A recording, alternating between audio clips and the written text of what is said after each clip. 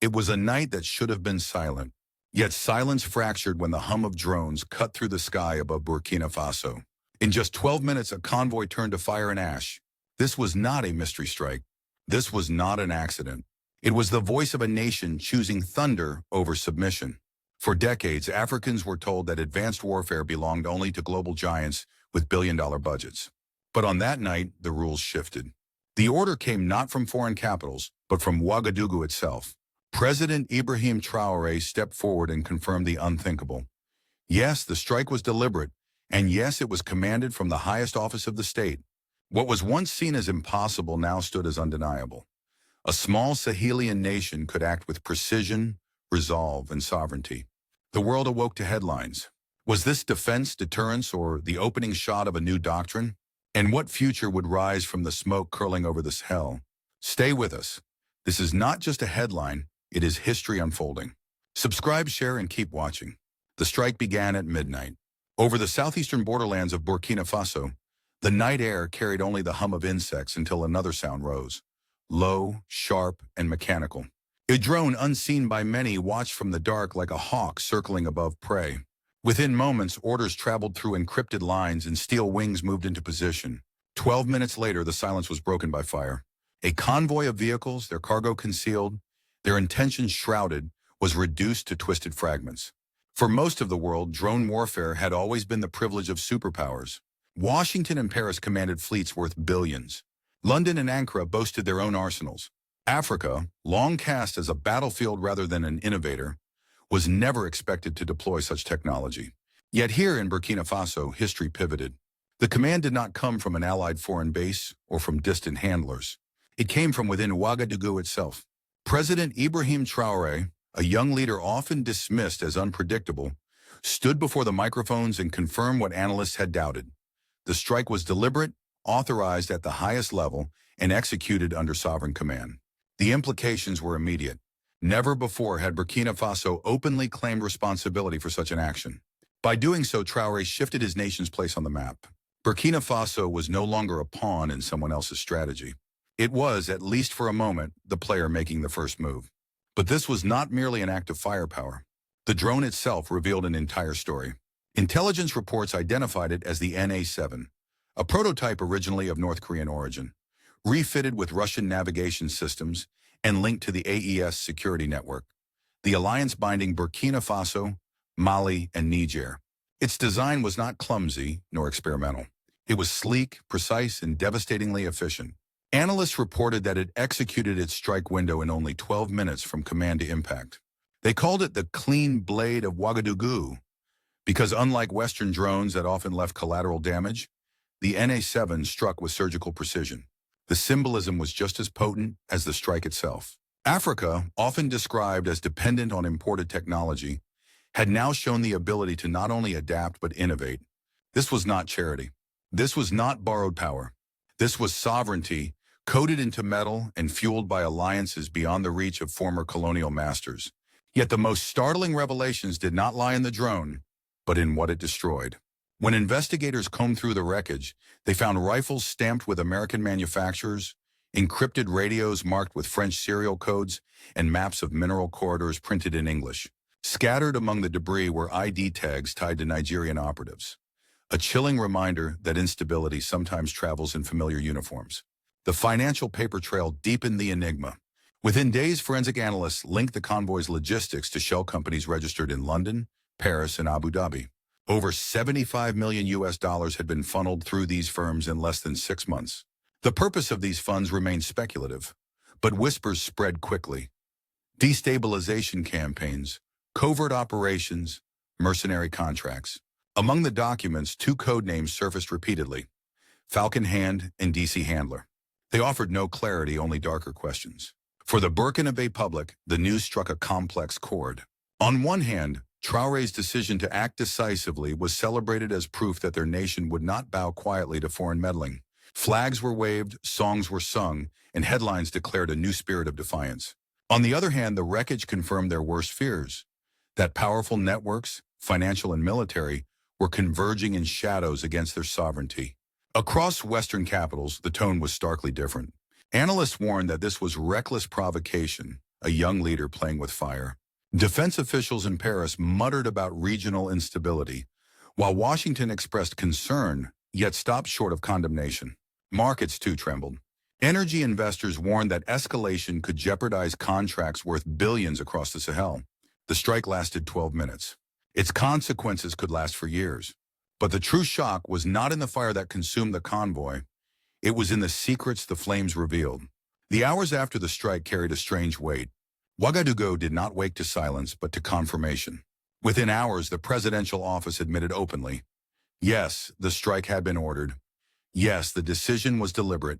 And yes, Burkina Faso had acted first. It was not a rogue operation. It was a declaration. The reason soon surfaced. Intelligence intercepted by the AES network revealed a chilling plan, codenamed Operation Broken Spine. The target was no ordinary facility. It was the Ouagadougou oil refinery, a project valued at over $1.3 billion US. A monument of ambition, built not through traditional Western partnerships, but through new channels reaching east and across the Sahel. Ouagadougou was more than steel and pipes.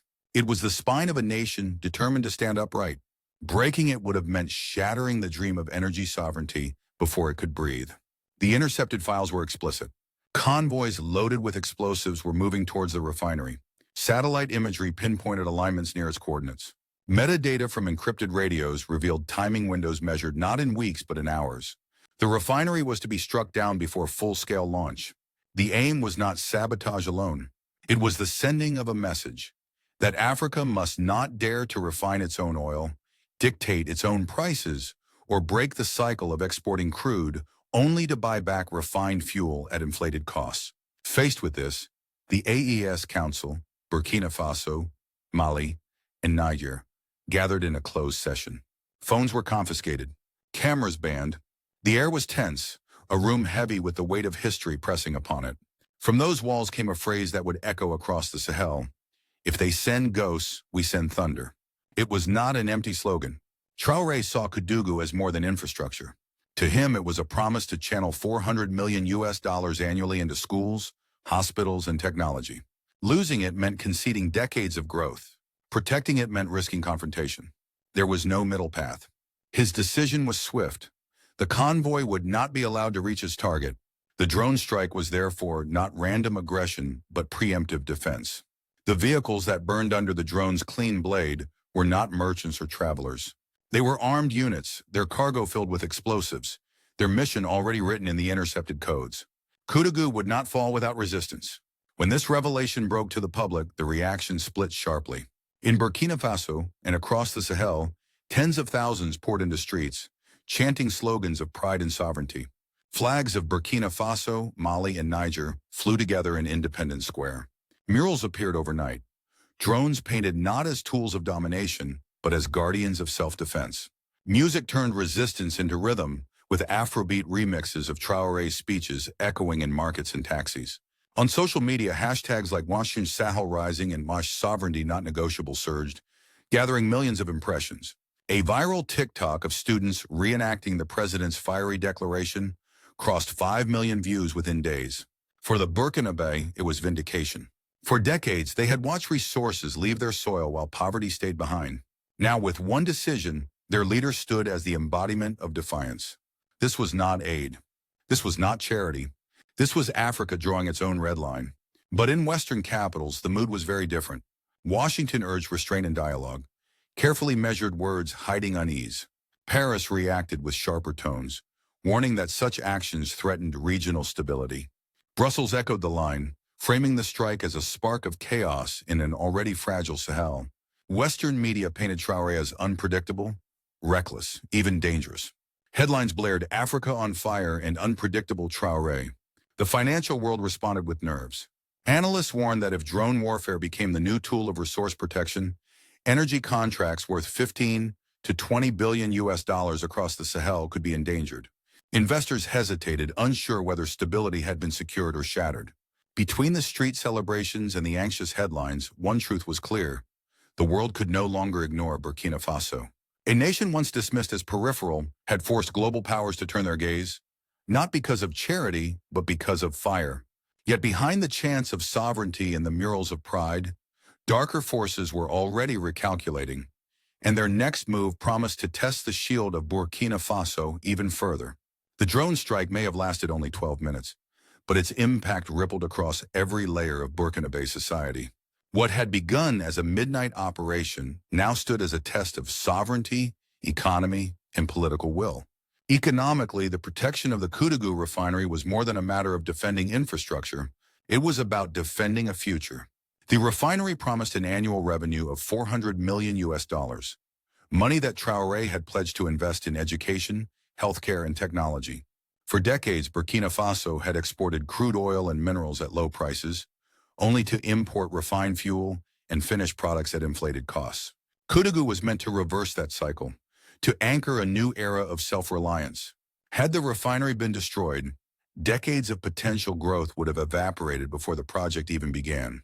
Politically, the strike reinforced Ibrahim Traoré's image as a leader, willing to take risks that others avoided. In the streets of Ouagadougou, murals depicted him not in uniform, but in silhouette against a rising sun, symbolizing hope. To his supporters, he was not reckless, but resolute. For the first time in living memory, citizens felt that their leader was willing to act decisively against covert threats rather than negotiate from weakness. In conversations across markets and cafes, people repeated a single phrase: sovereignty is not negotiable. Yet the surge of pride came with unease. The wreckage of the convoy revealed evidence of international complicity: Western-manufactured rifles, French-stamped radios, and Nigerian ID tags. Ordinary Burkinabe citizens began to ask whether their neighbors were allies or pawns in larger games. Could Nigeria truly claim ignorance when former special forces, trained in Western-funded bases, appeared in convoys aimed at Burkina Faso's most strategic asset? Or was the country itself ensnared in dependencies it could not escape? These were not questions of speculation alone. They were questions of survival. Socially, the strike deepened divisions. Many celebrated the boldness of the act, but some feared the inevitable retaliation. Parents whispered about the risk of sanctions. Traders worried that markets already fragile could collapse if foreign investors withdrew. Students, however, turned fear into defiance, posting videos and poems online about a future in which Africa stood tall, unbent, and unbroken. The debate spilled into parliament. Some opposition voices accused Traoré of gambling with the nation's stability, risking escalation that could drag Burkina Faso into larger regional conflict. Yet his supporters countered with equal fire. What stability had foreign presence ever brought? Were decades of poverty, debt, and military dependence not proof enough that silence carried its own dangers? At the international level, questions mounted. Who truly funded Operation Broken Spine? Evidence pointed to shell companies in London, Paris, and Abu Dhabi. Who trained the mercenaries? Their uniforms bore Nigerian insignia, but their tactics suggested external coaching. And who was the elusive DC handler whose name appeared in encrypted communications? Some claimed it referred to a foreign intelligence officer. Others whispered it was symbolic, a cipher for Washington itself. For the Burkinabe public, the details mattered less than the meaning. To them, the drone strike was a signal. Their nation would no longer absorb attack in silence. For years, they had endured the presence of foreign troops, the dictates of the IMF, and the shadow of corporations extracting their resources. Now their president had drawn a line. The symbolism resonated far beyond Burkina Faso. In Mali and Niger, citizens watched closely, recognizing echoes of their own struggles. Could this act of defiance form the seed of a larger regional awakening? Could it become the start of what some already called the Ibrahim Traoré coup? Not a coup against democracy, but a coup against dependency, against external domination, against the quiet erosion of sovereignty? Still, the risks were undeniable. Retaliation could come not with bombs, but with sanctions, cyber attacks, or destabilization campaigns disguised as local unrest. The very same networks exposed by the wreckage might yet return in new forms, more cunning and more dangerous. Sovereignty defended in battle was one thing. Sovereignty defended in markets, in finance, and in diplomacy was another. And so the people of Burkina Faso lived in paradox. Pride burned brighter than ever, but fear lingered in every conversation. The refinery still stood, its towers gleaming in the sun, but its survival was now bound to the resilience of an entire nation. Traoré had chosen to strike first. The question now was whether his people could withstand the storms that choice would summon. But sovereignty defended by drones is fragile.